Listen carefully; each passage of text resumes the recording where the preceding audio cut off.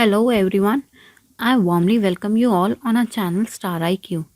तो आज का हमारा कौन सा चैप्टर है? थर्ड चैप्टर है, जिसका नाम है एटम्स एंड मॉलिक्यूल्स, अणु और परमाणु। ठीक है, अब हमें पहले ये देखना है कि इस अणु और परमाणु के लिए इंडियन फिलोसफर्स ने क्या कहा था, भारतीय दार्शनिकों ने क्या कहा था इसके लिए, कि अणु क्या है या फिर आइडिया ऑफ डिविजिबिलिटी क्या है, कि किसी भी चीज़ को विभाजित किया जाता है तो उसकी कल्पना क्या है, उसके लिए इंडियन फिलोसफर्स ने क्या कहा था। ठीक है, तो महर्षि कन्नड़ था एक, उसने क्या कहा था, उन्होंने कहा था कि हम मैटर को तब तक तोड़ते रहेंगे, कब तक? जब तक तोड़ते रहेंगे जब तक हमें छोटे छोटे कण नहीं मिल जाते। ठीक है, तब तक जब तक स्मॉलर या स्मॉलर उससे भी पार्टिकल स्मॉल नहीं मिल जाता, तब तक हम उसे तोड़ते रहेंगे और उसे हम क्या कहेंगे? परमाणु। तो परमाणु किसने कहा था? ये महर्षि कन्नड़ ने कहा था। फिर नेक्स्ट जो हमारे जो फिलोसफर आते हैं वो हमारे आते हैं पाकुड़ा कात्याम। पाकुड़ा कात्याम ने कहा कि इन्होंने स्टेट किया कि पदार्थ के अलग अलग रूप हैं। ठीक है, मैटर की अलग अलग रूप हैं और वो किसी कॉम्बिनेशन या फिर संयोजन में एक साथ मौजूद हैं। ठीक है, उन्होंने क्या कहा कि विभिन्न विभिन्न उनके रूप हैं, अलग अलग उनके क्या है, एग्जिस्टेंस है, और वो मैटर किसके उसमें मौजूद है? कॉम्बिनेशंस में मौजूद होगा।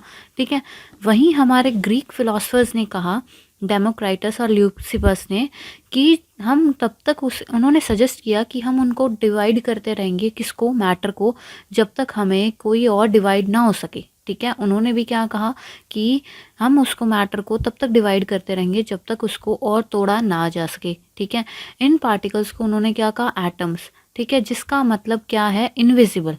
Atoms which means being invisible, कि हमें वो दिखेगा नहीं। अब जब तक हम उस चीज़ को तोड़ते जाएंगे तो वो पार्टिकल हमें बिल्कुल नेकेड आई से नहीं दिखेगा। ठीक है, इनका कोई उन्होंने एक्सपेरिमेंटली प्रूव नहीं किया था, जस्ट वो से यूँ कह सकते हैं कि बोल रहे थे। ठीक है, तब तक जब तक हमारे लेवोसियर ने उन्होंने लॉज नहीं दिए।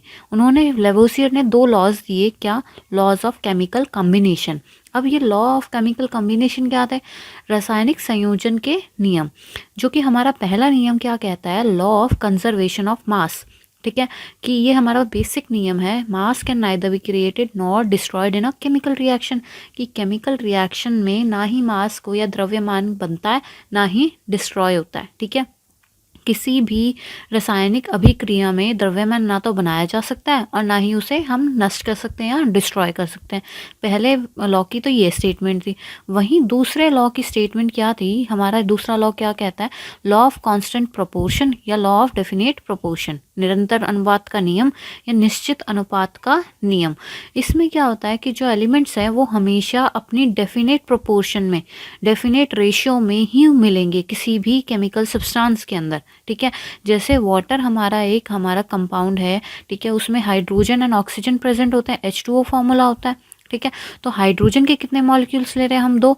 ऑक्सीजन का 1 ले रहे हैं। ठीक है, हाइड्रोजन की हमारे और वाटर की रेशियो कितनी होगी? 1:8। ठीक है, इसकी रेशियो कितनी? अगर हम 9 ग्राम पानी को डिकम्पोज करते तो हमें 1 ग्राम हाइड्रोजन मिलेगा, 8 ग्राम क्या मिलेंगे? ऑक्सीजन। तो ये जो 1:8 है, ये हमारा जो रेशियो है वो सेम रहेगा। हाइड्रोजन का एटॉमिक नंबर कितना है? 1। ठीक है, ऑक्सीजन का कितना है? 8।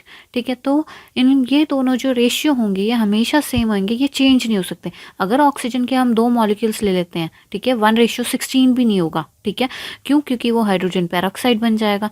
तो हमेशा केमिकल सब्सटेंस कोई भी बनाते हैं तो हमारे क्या है? डेफिनेट प्रोपोर्शंस होने चाहिए बाय मास। ठीक है, मास के अकॉर्डिंग हमारा क्या? डेफिनेट प्रोपोर्शंस होंगे। इसे हमने क्या कहा? Law of constant proportion. वही हमारी एटॉमिक थ्योरी होती है, परमाणु सिद्धांत, वो किसने दिया? वो दिया हमारे जॉन डाल्टन ने। ठीक है, जॉन डाल्टन ने क्या दिया? एटॉमिक थ्योरी दी, जिन्होंने इन लॉज को आगे फर्दर एक्सप्लेन किया। ठीक है, इन्होंने एज पर द थ्योरी इन्होंने क्या कहा कि जो भी मैटर है, whether it is an element, compound या मिक्सचर, ठीक है, कोई भी तत्व हो या यौगिक हो या मिश्रण हो, वो सारे के सारे उनके अंदर क्या है, इनविजिबल पार्टिकल्स हैं जिन्हों हम क्या कहते हैं, एटम्स।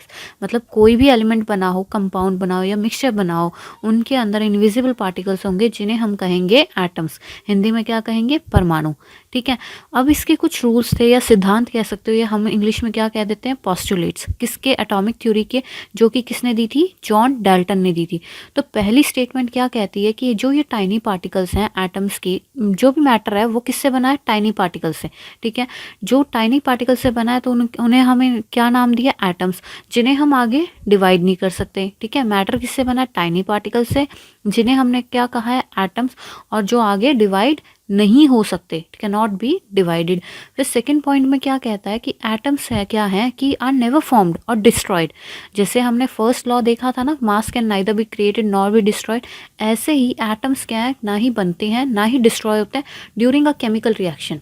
किसी भी केमिकल रिएक्शन में ना वो बनते हैं ना वो डिस्ट्रॉय होते हैं। ठीक है, वो कंबाइन हो सकते हैं और कंबाइन से वो टूट सकते हैं, बट वो रहेंगे वही।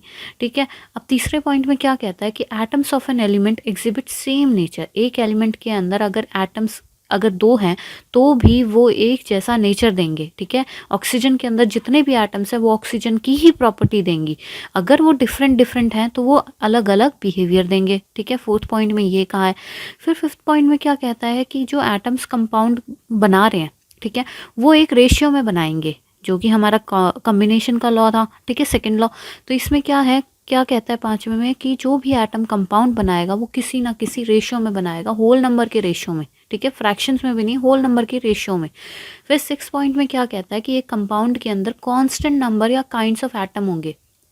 कांस्टेंट नंबर ही होंगे एटम्स के, ना ज़्यादा ना कम, किसी भी कंपाउंड के अंदर। कंपाउंड क्या होता है, दो एलिमेंट्स का या फिक्स रेशियो में कोई सब्सटेंस बनना। जैसे H2O है या CaCO3 है, कैल्शियम कार्बोनेट है, ये सारे क्या है, कंपाउंड है। बेंजीन भी एक कंपाउंड है। तो इसमें क्या है, फिक्स्ड अमाउंट ऑफ एटम्स होते हैं, एक कांस्टेंट नंबर होता है कि इतना ही मिलाओगे तो इतना ही बनेगा और यही बनेगा। ठीक है, तो ये हमारा क्या होता है, कंपाउंड होता है। तो ये इसके क्या हैं, 6 पोस्टुलेट्स थे कि मैटर को हम टाइनी पार्टिकल से बनाते हैं और आगे नहीं डिवाइड हो सकते। एटम्स ना ही बनते हैं ना ही डिस्ट्रॉय होते हैं किसी भी केमिकल रिएक्शन में या केमिकल रासायनिक अभिक्रिया में। ठीक है, और एटम्स का सेम नेचर होता है। ठीक है, इन किसी भी तत्व के जो परमाणु है वो समान प्रकृति को ही प्रदर्शित करेंगे। एक सेम ही तत्व है, मॉलिक्यूल है, उसमें जितने भी एटम है वो सेम रहेंगे। ठीक है, आकार में, द्रव्यमान में, चरित्र भी, उनका कैरेक्टरिस्टिक्स भी क्या होंगी, सेम रहेंगी।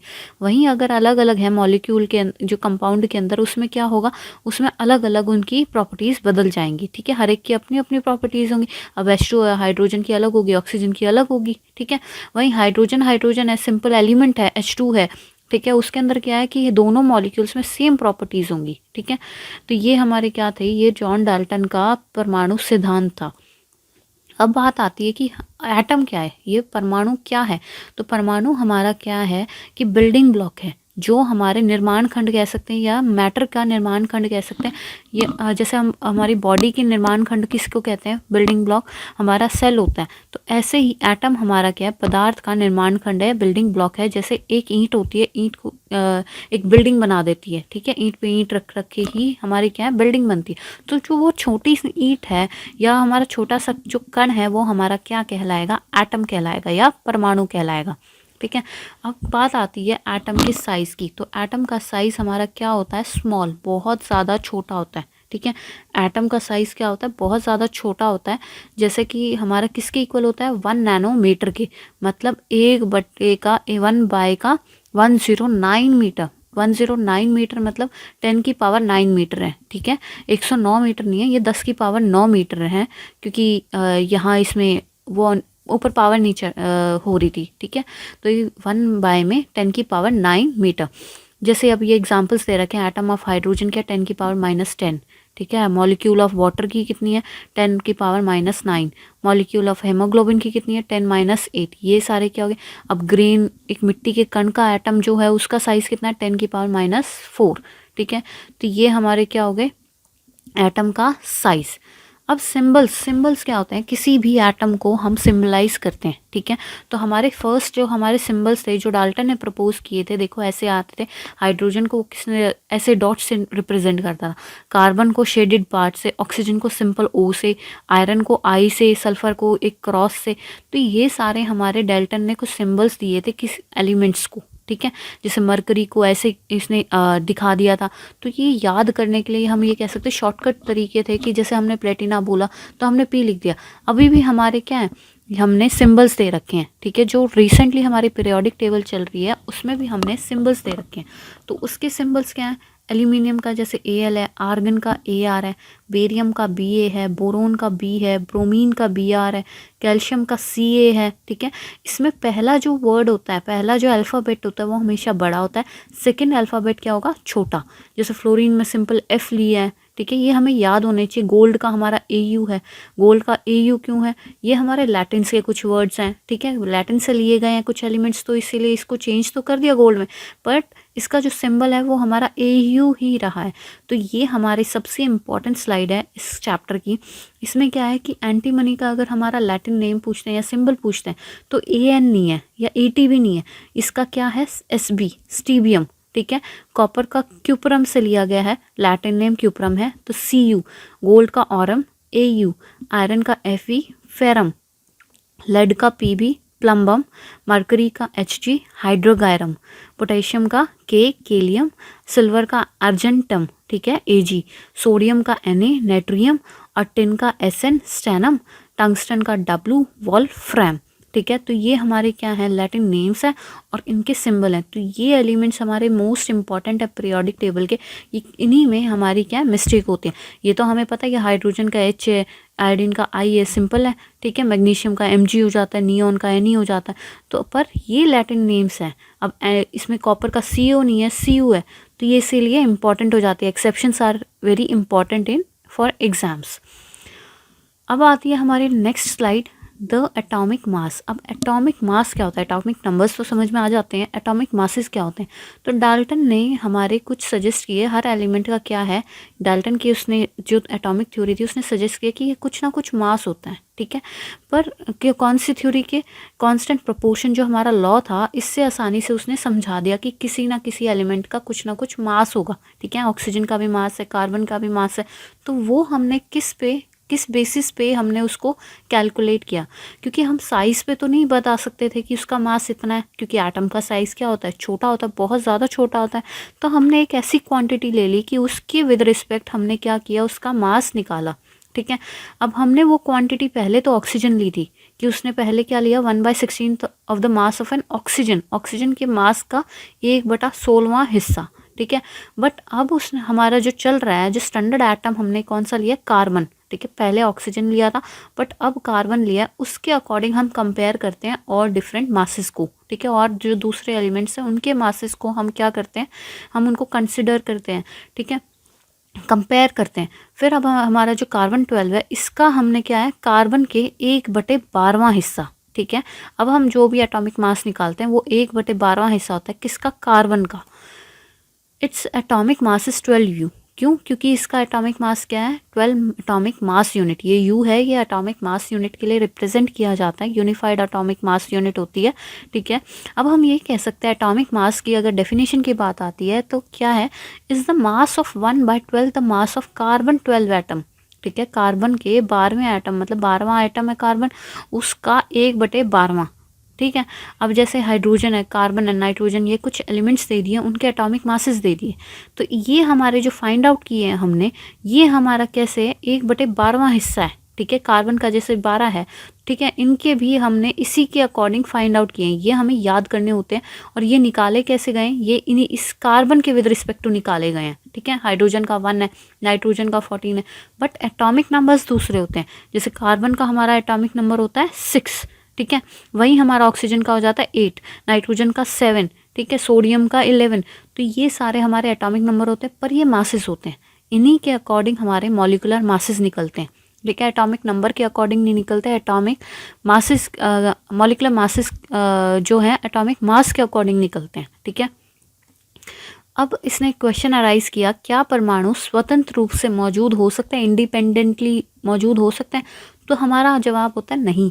एटम्स कभी भी सरवाइव नहीं कर पाते इंडिपेंडेंटली, इसीलिए वो जल्दी से किसी ना किसी चीज़ से जुड़ते हैं। परमाणु एक साथ जुड़ते हैं, या वो क्या जुड़ने के बाद क्या बनाएंगे, वो मॉलिक्यूल्स बना लेंगे, ठीक है, या फिर आयंस बना लेंगे, ठीक है। तो एटम्स कभी भी इंडिपेंडेंटली या स्वतंत्र रूप से जीवित नहीं रह सकते, वो किसी ना किसी जुड़े हुए रूप में ही मिलेंगे, ठीक है। अब मॉलिक्यूल है, मॉलिक्यूल की डेफिनेशन क्या कहती है कि मॉलिक्यूल क्या है, कलेक्शन है अलग अलग एटम्स का, ठीक है, अलग अलग एटम्स का कलेक्शन है। अब ऑक्सीजन हमें O2 के फॉर्म में ही मिलती है, जो नेटिव ऑक्सीजन है वो नहीं मिलती, ठीक है, वो हमेशा मॉलिक्यूल के ही फॉर्म में मिलेगी, कंबाइंड फॉर्म में मिलेगी, ठीक है। जो ये एटम्स हैं वो किसी फोर्स से अट्रैक्टेड होते हैं, ठीक है। अट्रैक्शन ऑफ फोर्सेस क्या है, इनके अंदर एटम्स एक दूसरे से जुड़े होंगे तभी तो अट्रैक्शन के तौर पे जुड़े होंगे, ठीक है। उनके बीच में कोई ना कोई फोर्स होगा और वो फोर्स ऑफ अट्रैक्शन कहलाता है, ठीक है। एटम्स जो सेम एलिमेंट के हैं या डिफरेंट एलिमेंट्स के हैं can bind together to form molecules. जो सेम एलिमेंट्स के हैं या फिर डिफरेंट, वो एटम जुड़ सकते हैं, मतलब एक ही एटम के जो एलिमेंट हो गया उसमें डिफरेंट डिफरेंट एटम्स हो सकते, पर वही एलिमेंट होंगे, उसी एलिमेंट के डिफरेंट डिफरेंट एटम्स होंगे, बट दूसरे के नहीं आएंगे, ठीक है। अब अगला पॉइंट क्या कहता है इसमें, फोर्थ पॉइंट में है कि एक मॉलिक्यूल है जो स्मॉलेस्ट पार्टिकल है किसी भी सब्सटेंस का, जो इंडिपेंडेंटली एग्जिस्ट कर सकता है और सारी प्रॉपर्टीज़ दिखा सकता है किसकी, सब्सटेंस की। जैसे अब H2O है, उसमें हाइड्रोजन है और ऑक्सीजन है। H2 हमारा क्या हो गया, मॉलिक्यूल है, अलग से एलिमेंट हो गया, और ऐसे ही ऑक्सीजन हमारा मॉलिक्यूल है। तो ये अपनी अपनी प्रॉपर्टीज़ दिखाएंगे, ठीक है। ये हमारी पानी की तो प्रॉपर्टी वो कंबाइंड होके दिखाते हैं, पर अलग अलग इनकी भी कुछ प्रॉपर्टीज़ हैं, अलग अलग हैं, ठीक है। ऑक्सीजन जैसे हमें इनहेलिंग में काम आती है, ब्रीदिंग में काम आती है, तो ऐसे ही हमारा क्या है कि मॉलिक्यूल एक स्मॉलेस्ट पार्टिकल है जो कि इंडिपेंडेंटली भी एग्जिस्ट करता है। वहीं एटम हमारा क्या है, स्वतंत्र रूप से एग्जिस्ट नहीं करता था, ठीक है। अब अणु, ये हो गया मॉलिक्यूल हमारा, आकर्षण के कुछ बलों द्वारा ये परमाणु एक साथ बंधे होते हैं, ठीक है। एक ही तत्व या विभिन्न तत्वों से परमाणु अणु बनाने के लिए एक साथ बन सकते हैं, ठीक है। ये हमारा क्या हुआ, मॉलिक्यूल।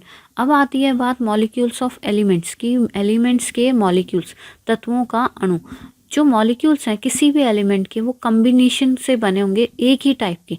जैसे हीलियम है, वो एक ही टाइप के एलिमेंट से ही बने होंगे, ठीक है, एक ही टाइप के एटम से बने होंगे, क्या, हीलियम। हीलियम हमारा एलिमेंट कहलाएगा। वहीं ऑक्सीजन क्या है, दो टाइप के एटम से बना होता है, ठीक है। जैसे O2 हम लिखते हैं, उसमें क्या है, दो एटम्स आ जाते हैं ऑक्सीजन की, या फिर हम ये कह सकते हैं कि दो मॉलिक्यूल्स आ जाते हैं ऑक्सीजन के, तो पूरा क्या हो गया, मॉलिक्यूल हो गया वो, ठीक है। या एलिमेंट कह सकते हैं, ऑक्सीजन अकेला एलिमेंट है, O2 हमारा क्या है, मॉलिक्यूल है। अब हमारा क्वेश्चन आता है एटॉमिसिटी। अब एटॉमिसिटी क्या है कि कितने नंबर ऑफ एटम्स प्रेजेंट हैं, कितने नंबर ऑफ उसमें परमाणु प्रेजेंट है, किसमें, एक मॉलिक्यूल के अंदर, ठीक है। एक मॉलिक्यूल के अंदर कितने नंबर ऑफ एटम्स प्रेजेंट है किसी एलिमेंट के, ठीक है। कितने नंबर ऑफ एटम्स कितने प्रेजेंट है ऑक्सीजन में, जैसे दो O2 कहते हैं तो उसमें दो एटम्स प्रेजेंट है, ठीक है। तो वो हमारी क्या होगी, एटॉमिसिटी होगी। हाइड्रोजन में एक प्रेजेंट है, ठीक है, तो वो हमारी क्या कहलाएगी, एटॉमिसिटी कहलाएगी। जैसे एग्जांपल में दे रखा, हीलियम क्या है हमारा, मोनो एटॉमिक, ऑक्सीजन क्या है, डायटॉमिक। अब ये मोनो क्या है, मोनो हम बोलते हैं सिंगल को, कि इसमें सिंगल एटम होगा, जैसे कि सारे मेटल्स, सोडियम Na भी हमारा क्या है, मेटल है, तो ये भी हमारा सिंगल उसमें एग्जिस्ट करता है एलिमेंट। जैसे हमारा जिंक है, Zn एक ही है। ऐसे ही ऑक्सीजन क्या है, ये हमारे क्या, दो एटम से कंप्राइज हैं, क्या, सारी की सारी गैसेस हमारी, ठीक है। अब try atomic, when an element comprises of 3 Atomics, try का मतलब आ गया 3, टेट्रा मतलब 4, पॉली मतलब बहुत सारे, ठीक है, मोर देन 2 एटम्स को हम क्या कह देते हैं, पॉली एटॉमिक। अब ये देखो आर्गन, आर्गन हमारा मोनो एटॉमिक है, ऑक्सीजन डायटॉमिक है, नाइट्रोजन डायटॉमिक है, क्लोरीन भी डायटॉमिक है। वहीं फॉस्फोरस क्या है, टेट्रा एटॉमिक, और सल्फर क्या है हमारा, पॉली एटॉमिक, क्योंकि उसमें क्या है, वो सल्फर S8 के रूप में मिलता है हमें, फॉस्फोरस P4 के, ठीक है, क्लोरीन Cl2 के।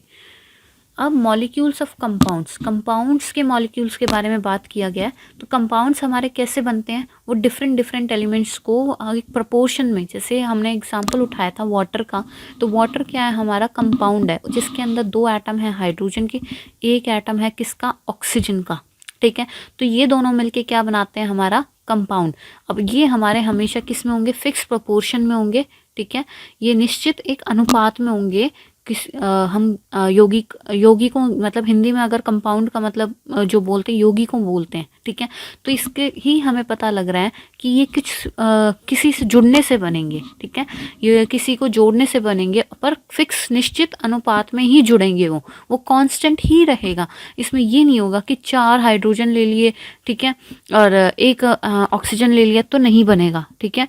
तो इसके लिए हमें 2 एटम हाइड्रोजन की चाहिए पानी के लिए और 1 एटम ऑक्सीजन का। अब देखो इसमें वाटर का हमने कंपाउंड लिया था, इसमें हाइड्रोजन कंबाइनिंग एलिमेंट्स क्या है, हाइड्रोजन और ऑक्सीजन। इनकी जो रेशियो होगी वो क्या है, मतलब 2 एलिमेंट 2 एटम हाइड्रोजन के आएंगे, 1 एटम किसका आएगा, ऑक्सीजन का। वहीं अमोनिया में 1 नाइट्रोजन का आएगा, 3 हाइड्रोजन का, ठीक है। अमोनिया तभी बनेगा, कार्बन में 1 आएगा, कार्बन डाइऑक्साइड में 2 ऑक्सीजन आएंगे। तो ये कंबाइनिंग एलिमेंट से कंबाइन होकर क्या बना रहे हैं, कंपाउंड्स बना रहे हैं, ठीक है। आयंस, अब बात आती है आयंस की। तो कुछ कंपाउंड्स होते हैं जिनके अंदर मेटल्स भी होते हैं, नॉन मेटल्स भी होते हैं, और इनके अंदर कईयों में क्या है, चार्ज स्पीशीज होती हैं, ठीक है। जो चार्ज स्पीशीज होती हैं उन्हें हम क्या कहते हैं, आयंस। जैसे माइनस प्लस हमारे होते हैं ना चार्जेस, तो ऐसी कुछ स्पीशीज होती हैं जिन्हें हम क्या कहते हैं, आयंस कहते हैं। ये पॉजिटिव चार्ज भी हो सकते हैं, नेगेटिव भी। जो नेगेटिवली चार्ज आयन है उन्हें हम क्या कहते हैं, एनायन। ये हिंदी में भी एनायन ही कहते हैं और इंग्लिश में भी एनायन ही है, ठीक है। और पॉजिटिवली चार्ज है उन्हें हम क्या कहते हैं, कैटाइन, ठीक है। एनायन क्या हुआ, नेगेटिवली, कैटाइन हमारा पॉजिटिवली। और कुछ चार्ज स्पीशीज होते हैं उन्हें हम क्या कहते हैं, आयंस। अब इसने क्या कहता है इस वाली स्लाइड में कि जो हमारा सिंगल चार्ज एटम है किसी भी आयन में, किसी भी आयन के अंदर सिंगल चार्ज एटम भी हो सकता है और ग्रुप ऑफ चार्ज आयन्स भी हो सकते हैं। मतलब ग्रुप में भी हो सकते हैं और सिंगली भी हो सकते हैं। अगर वो ग्रुप में मिलते हैं एटम के अंदर चार्ज लेके, तो उन्हें हम क्या बोलेंगे, पॉली एटॉमिक आयन, ठीक है। हिंदी में भी पॉली एटॉमिक आयन ही कहा जाता है। अगर ग्रुप में मिलते हैं चार्जेस तो हम उन्हें क्या कहेंगे, पॉली एटॉमिक आयन्स। अब आती है बात केमिकल फार्मूला की, कि हम रासायनिक सूत्र किसी भी केमिकल फार्मूला को निकालने के लिए हमें पहले 2 चीज़ें पता होनी चाहिए। क्या, अब जैसे हमने CO2 लिखा, ठीक है, ये CO2 कैसे आया, हमने CO क्यों नहीं लिखा, कि ठीक है कार्बन है ऑक्सीजन है, कार्बन ऑक्सीजन क्यों नहीं लिख देते हैं, या फिर सिंपल कार्बन क्यों नहीं लिख सकते। अब ये CO2 कैसे हुआ, उसके लिए हमें पहले क्या 2 चीज़ें हमें पता होनी चाहिए। क्या, एक तो सिंबल्स, तत्वों के प्रतीक, और एक वैलेंसी, संयोजकता, ठीक है। 2 चीज़ें पता होनी चाहिए। एलिमेंट्स हमने के सिंबल्स देख ही लिए कि सोडियम को Na से करते हैं, ऑक्सीजन को O से करते हैं। वहीं अब वैलेंसी क्या है, देखो वैलेंसी क्या है कि हमारा हाइड्रोजन का एटॉमिक नंबर होता है 1, ठीक है। उसके आउटर शेल में इलेक्ट्रॉन कितना घूमेगा, 1 घूमेगा, ठीक है।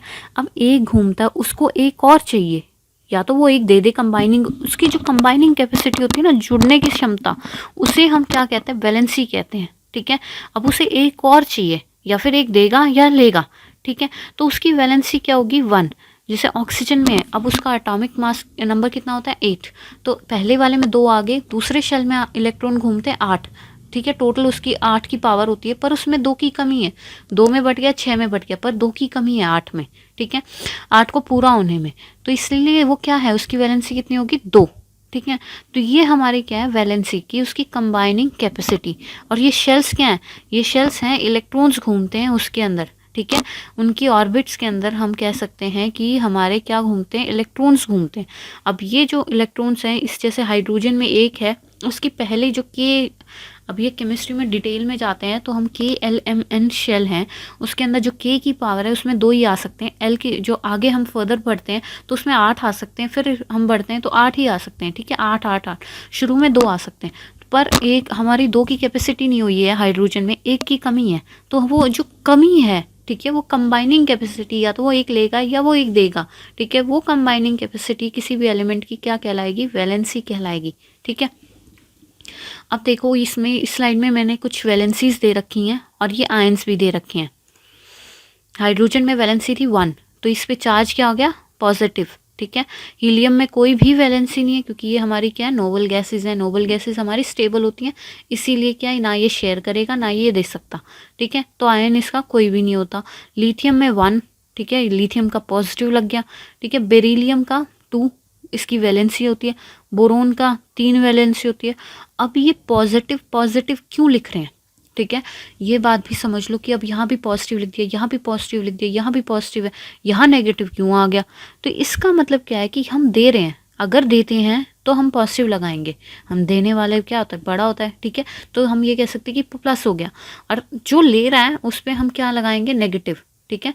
अब ऑक्सीजन में क्या है, 2 6, वो उसके अंदर लेने की कैपेसिटी होगी 2 की, तो हमने 2 पे क्या लगा दिया, नेगेटिव, ठीक है। तो इसीलिए इसमें क्या लगाते हैं, नेगेटिव। वहीं सोडियम का एटॉमिक नंबर क्या है, 11, तो 2 8 और 1 वो दे सकता है, तो इसीलिए क्या है, देने वाला क्या हुआ, बड़ा हुआ, तो प्लस, ठीक है। तो हम ऐसे इस तरीके से याद कर सकते हैं, और ये वैलेंसीज है, इन्हीं के अकॉर्डिंग हमारे केमिकल फार्मूलाज बनते हैं, ठीक है। अब रूल्स देखो, केमिकल फार्मूला के या रासायनिक सूत्र लिखने के नियम क्या है कि किसी भी वैलेंसीज जो आयंस में हैं वो हमेशा बैलेंस होनी चाहिए, मतलब वो सही लिखी होनी चाहिए। अब चाहे वो मेटल हो, चाहे वो नॉन मेटल सब्सटेंसेस हो, किसी भी कंपाउंड में, ठीक है। बट अगर जैसे एक कंपाउंड है, उसमें अगर हमारा मेटल भी है, नॉन मेटल भी है, तो सबसे पहले हम किसका नाम लिखेंगे, मेटल का, ठीक है। केमिकल फार्मूला में सबसे पहले आएगा मेटल का नाम। जैसे सोडियम क्लोराइड है, इसमें हमारा सोडियम क्या मेटल है, तो हमारा सबसे पहले क्या आया, सोडियम आया, ठीक है, Na आया।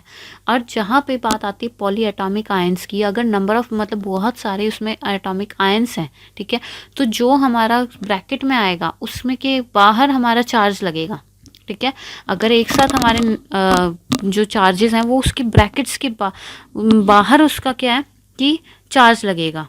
फिर आती है बात हमारी how to write a formula for compound. अब हमने ये तो जान लिया कि वैलेंसी क्या होती है और सिंबल्स क्या होते हैं, और हमारे रूल्स क्या हैं कि आयंस हमारे क्या है, बैलेंस होनी चाहिए जो वैलेंसीज हैं आयंस पे, ठीक है। मेटल नॉन मेटल का अगर सब्सटेंस है तो मेटल पहले आना चाहिए, और जो पॉली एटॉमिक आयंस हैं उनकी जो हमारी जो हम ये कह सकते हैं कि संख्या लिखने से पहले हमें ब्रैकेट्स लिखा जाता है, ठीक है।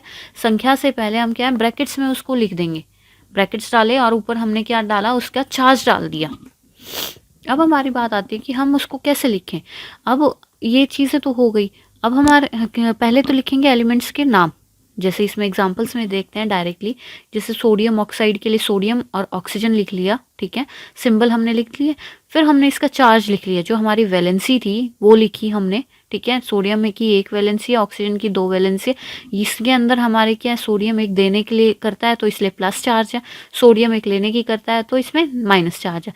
और इनको क्रॉस मल्टीप्लाई कर देंगे, ठीक है। सोडियम के क्रॉस मल्टीप्लाई करते हैं 2 से, ऑक्सीजन को मल्टीप्लाई करते हैं 1 से, तो ये हमारा फॉर्मूला क्या बना, Na2O।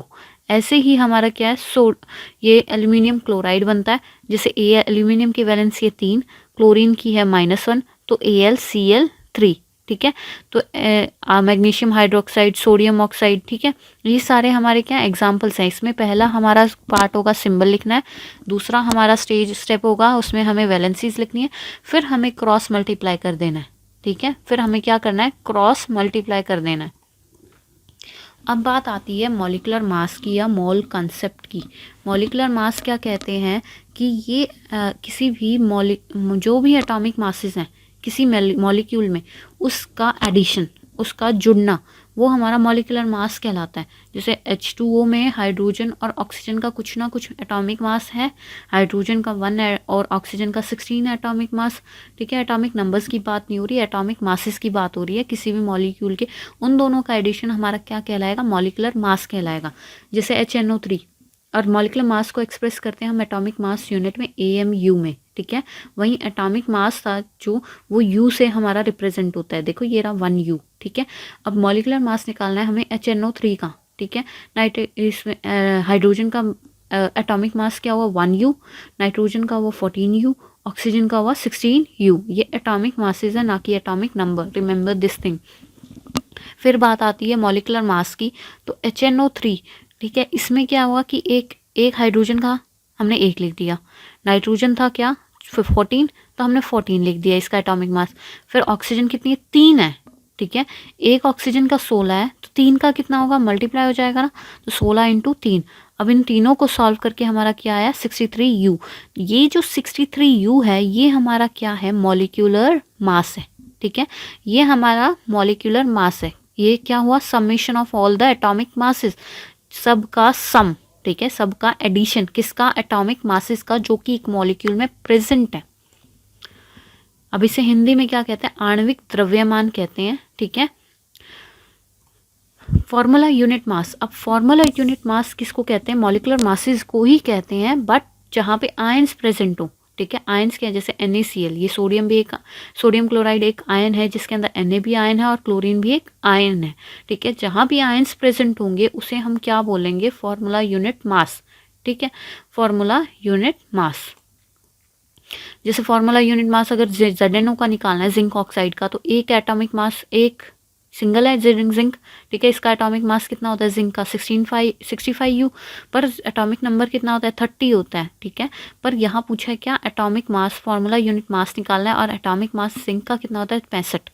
फिर प्लस किया हमने, ऑक्सीजन का एक है, एक लिखा, इनटू में 16U, ऑक्सीजन का एटॉमिक मास क्या है, 16, तो इनको सम करके हमारा क्या आया, 81U, ठीक है। तो हमारा ये फॉर्मूला यूनिट मास हो गया।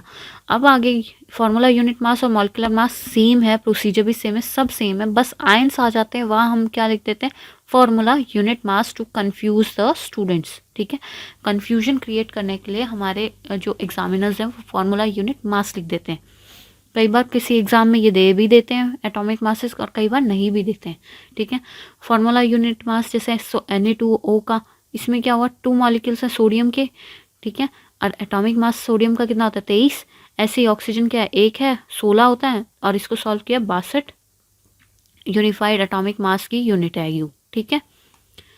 फिर अब बात आती है मोल कॉन्सेप्ट की, अब बात आती है मोल कॉन्सेप्ट की या मोल अवधारणा। अब जैसे हमने केमिकल इक्वेशन लिया है, हमने यहाँ पे एग्जाम्पल के तौर पे 2 कार्बन प्लस ऑक्सीजन क्या बनाएगा, 2 CO2, कार्बन डाइऑक्साइड के 2 मॉलिक्यूल्स, ठीक है। ये एक हमारी बैलेंस इक्वेशन है। अब यहाँ पे इसने क्या कहा है कि 2 मॉलिक्यूल्स कार्बन के लिए और 1 मॉलिक्यूल हमने ऑक्सीजन का लिया और उसने कंबाइन करके क्या बनाया, कार्बन डाइऑक्साइड। वहीं हम ये भी कह सकते थे कि 24 कार्बन, ठीक है, 24U किसका, कार्बन का, उसने कंबाइन किया 32U ऑक्सीजन मॉलिक्यूल्स के। 24 कैसे लगाया हमने, 2 कार्बन के मॉलिक्यूल्स हैं, कार्बन का एटॉमिक मास सिंगल का 12 होता है, 12 दूनी 24, ठीक है। ऐसे ही ऑक्सीजन का एक का 16 होता है, पर यहाँ 2 हैं तो 16 दूनी 32। अब 24 और 32 को जोड़ते हैं तो 56 आता है, ठीक है। और इसका भी हम अगर एटॉमिक मासेस निकालते हैं तो इसका भी 56 आता है। तो हम ये कह सकते हैं कि किसी भी क्वांटिटी, किसी भी सब्सटेंस की क्वांटिटी को हम उसके मास से या फिर उसके नंबर ऑफ मॉलिक्यूल्स देखिए, उसके अंदर कितने मॉलिक्यूल्स हैं, एक कार्बन है, मतलब एक 2 मॉलिक्यूल कार्बन के लिए, 1 मॉलिक्यूल किसका लिया, ऑक्सीजन का लिया, और वो कंबाइन करके 2 कार्बन डाइऑक्साइड बना रहे हैं। मतलब हम उस किसी भी सब्सटेंस को कैरेक्टराइज कर सकते हैं या बता सकते हैं किससे, बाय इट्स मास से, या फिर उसके नंबर ऑफ मॉलिक्यूल्स, कितने उसमें मॉलिक्यूल्स हैं, 1 हैं 2 हैं, ठीक है। मास कितना है उसका, ये तो हमें पता ही है, एटॉमिक मासेस, ठीक। तो ये हमारा क्या था, मोल कंसेप्ट था, ठीक है। अब फर्दर हम डिस्कस करते हैं मोल कंसेप्ट को। तो व्हाट इज, अब इसकी स्क्रीनशॉट कर सकते हो हिंदी मीडियम वाले, ठीक है। अब हमारा आता है मोल कंसेप्ट में, व्हाट इज मोल। एक मोल एक न्यूमेरिकल क्वांटिटी है, एक मैथमेटिकल यूनिट है, क्वांटिटी है मोल, जो कि इक्वल है किसी भी एटॉमिक या मॉलिक्यूलर मास के, ठीक है। किसी भी स्पीशीज का एटॉमिक मास है या मॉलिक्यूलर मास है, उसके इक्वल है क्या, मोल, ठीक है। अब एक मोल के अंदर कितने नंबर ऑफ पार्टिकल्स होंगे, 6.022 10 की पावर 23, ठीक है। इतने पार्टिकल्स होंगे एक मोल के अंदर। अगर 2 मोल लिख देते हैं तो 2 से मल्टीप्लाई हो जाएगी ये वैल्यू, ठीक है। और इस वैल्यू को हम क्या कहते हैं, एवोगैड्रो नंबर या एवोगैड्रो कांस्टेंट, जो कि n नॉड से, ये जो नॉड है वो पाँव में आती है, n नॉड से रिप्रेजेंट की जाती है, ठीक है। एवोगैड्रो नंबर अगर क्वेश्चन आता है, एवोगैड्रो नंबर की यूनिट मतलब कि कितनी वैल्यू है, तो हमारी होगी 6.022 इंटू 10 की पावर 23 नंबर, ठीक है। तो ये एक मोल के अंदर इतने पार्टिकल्स होते हैं किसी भी एटम के, आयंस के या मॉलिक्यूल्स के, ठीक। तो अगर हमारे को ये एटॉमिक मास और मॉलिक्यूलर मास किस में, ग्राम्स के अंदर रिप्रेजेंट करते हैं, ठीक है। कई बार ये ग्राम्स के अंदर भी रिप्रेजेंट करते हैं। जब हम इन्हें ग्राम के अंदर रिप्रेजेंट करते हैं तो हम क्या कहते हैं, ग्राम एटॉमिक मास या फिर ग्राम मॉलिक्यूलर मास। अगर मॉलिक्यूलर मास ग्राम्स में है तो ग्राम, अगर एटॉमिक मास हमारा ग्राम्स में है तो ग्राम एटॉमिक मास, ठीक है। फॉर एग्जाम्पल जैसे हमने 32U लिया है सल्फर का, ठीक है, सल्फर का एटॉमिक मास 32U है, तो हमारा ग्राम एटॉमिक मास क्या होगा, 32 ग्राम। अगर 32 ग्राम दे रखा है तो वो हमारा क्या हो जाएगा, ग्राम एटॉमिक मास, ठीक। अगर एक एटम सल्फर के अंदर 32 ग्राम वो क्या कहते हैं कि एटॉमिक मास है, पर सल्फर के अंदर 1 मोल ऑफ एटम है, एक सिंगल है, तो वो हमारे कितनी पार्टिकल्स हैं सल्फर के 6.022 इंटू 10⁻23 एटम सल्फर के हैं ये, सिंगल एक मोल। ठीक है, किसी भी एटम के अंदर एक मोल कितने किसके इक्वल होगा 6.022 इंटू 10⁻23। ठीक, तो ये हमारा क्या हुआ, ये हमारा मोल का कंसेप्ट हुआ। और ये मोल का जो जो हमारा वर्ड है ये हमें किसने इंट्रोड्यूस किया था, विलियम ऑसवर्ल्ड ने। ठीक है, मोल का जो ये वर्ड है ये विलियम ऑसवर्ल्ड ने इंट्रोड्यूस किया था, जिसका मतलब होता है हीप या पाइल। हीप मतलब हम कह सकते हैं कि पहाड़ी नुमा या फिर गट्ठर कह सकते हैं। ठीक है, तो ये हमारा किसका है कि एटम्स या मॉलिक्यूल्स का गट्ठर या फिर हीप। ये हमारे दोनों फार्मूलाज हैं most important. Number of moles अगर निकालना है तो मास ऑफ सब्सटेंस अपॉन में मोलर मास। ठीक है, जो हमने मॉलिक्यूलर मास से हम निकाल रहे थे और हमें मास ऑफ सब्सटेंस किसका दिया होगा उसको डिवाइड करके हमारे नंबर ऑफ मोल्स आ जाएंगे। वही नंबर ऑफ मोल्स हमें एक और फार्मूला है नंबर ऑफ पार्टिकल्स, कितने पार्टिकल्स दे रखे हैं अपॉन में एवोगैड्रो नंबर। जब पार्टिकल्स की आयंस की मॉलिक्यूल्स की बात होती है तो हम ये वाला फॉर्मूला अपनाते हैं। ठीक है, अगर नंबर ऑफ मोल्स में हमें मास ऑफ सब्सटेंस दे रखा है तो हम मोलर मास निकालते हैं। ठीक है, तो ये दो फार्मूलाज हैं जिससे हमें क्या है नंबर ऑफ मोल्स पता लग सकते हैं। अगर नंबर ऑफ मोल्स दे रखे, मोलर मास दे रखा है, मास ऑफ सब्सटेंस निकालना है वो भी निकल जाएगा। ठीक है, इनमें से कोई भी क्वांटिटी नहीं दे रखी हो तो वो भी इजीली हम फाइंड आउट कर सकते हैं।